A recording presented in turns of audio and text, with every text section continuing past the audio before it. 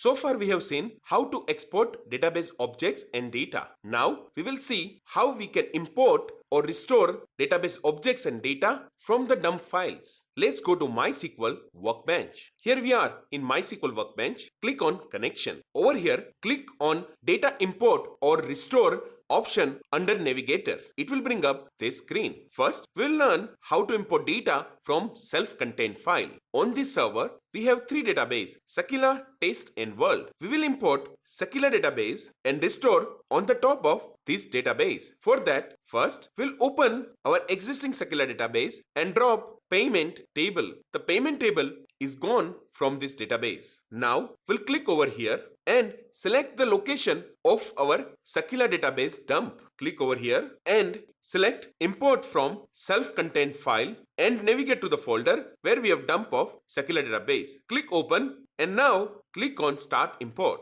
Import is successfully completed. Now let's go back to our schema and click on refresh. Now let's see if our table payment reappears in this database, and it is. The payment table which we have dropped before our import process is now reappearing in this database. That means our database is restored successfully. Well, it's that easy to restore database from dump file.